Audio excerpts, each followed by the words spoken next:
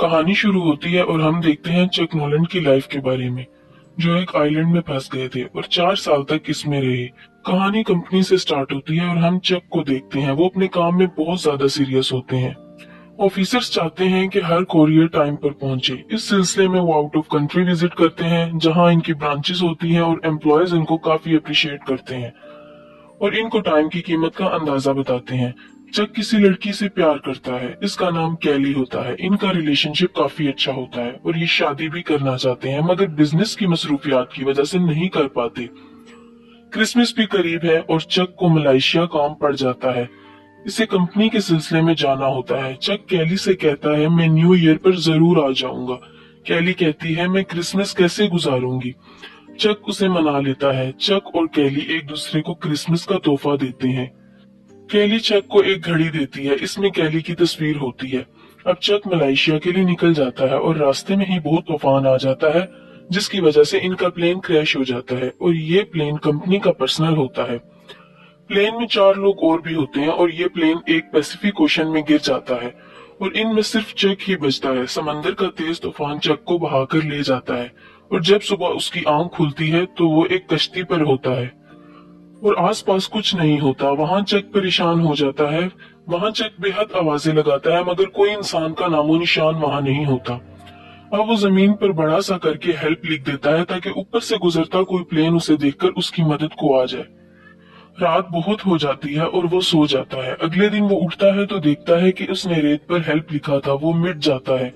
अब वो लकड़ी से हेल्प लिखता है। उसे यकीन होता है कोई उसे ढूंढने जरूर आएगा और इस निशान को देखकर वो इस जगह आएंगे। अब चक को भूख महसूस होती है और कंपनी का जो भी सामान बहकर आता है, इसमें खाने का कुछ भी नहीं होता। अब चक को किसी चीज की आवाज महसूस होती है। जब वो इधर उधर देखता है तो एक नारियल जमीन पर गिरता है। उसे पता चल जाता है कि ये नारियल की ही आवाज है। अब पीने के लिए उसे नारियल पानी के अलावा वहाँ कुछ नजर नहीं आता।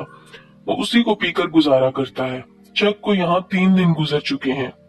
समंदर में पत्थरों की वजह से इसके पांव भी जख्मी हो चुके थे। इसके पांव में जूते नहीं होते। अब वो अपनी पैंट को आधा काट कर अपने पांव में लपेट लेता है, ताकि इसके पांव में दर्द ना हो। और इसे वहां एक बहुत ऊंची चोटी नजर आती है। वो फैसला करता है वो इस पर जरूर चढ़ेगा। जैसे ही वो देखता है कि वो कैसे ऊपर चढ़ सकता है, और अंदाजा लगाकर वो चोटी पर चढ़ने में कामयाब हो जाता है। अब उसे ऊपर से समंदर में कोई चीज तैरती हुई नजर आती है।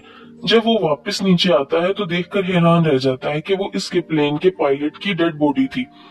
वो बहुत रोता है और इसे दफनाने का इंतजाम करता है, मगर वो दफनाने से पहले इसके जूते और टॉर्च रख लेता है। अब वो इसी आइलैंड में जिंदगी गुजारने का आदी हो गया था। वो पत्तों पर गिरी ओस को पीकर गुजारा करता है। वो मछली मारने की कोशिश करता है, मगर नाकाम हो जाता है। इसे खाने के लिए नारियल पानी और रात को पत्तों पर गिरी ओस के अलावा कुछ भी हासिल नहीं होता।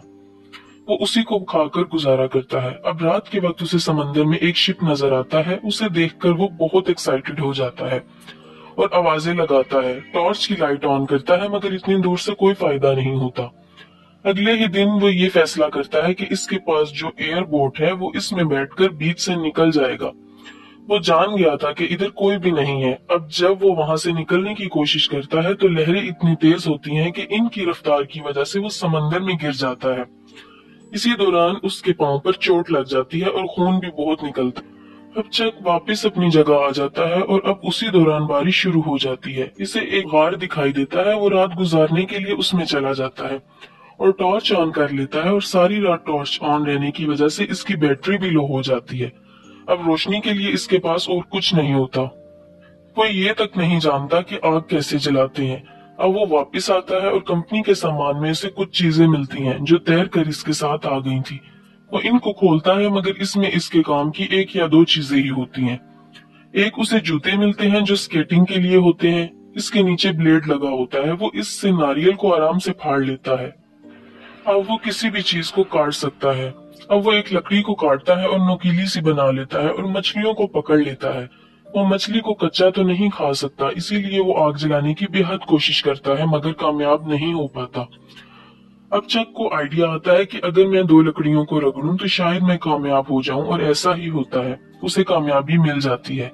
वो पहली बार इतना खुश हुआ होता है बीच पर आने के बाद।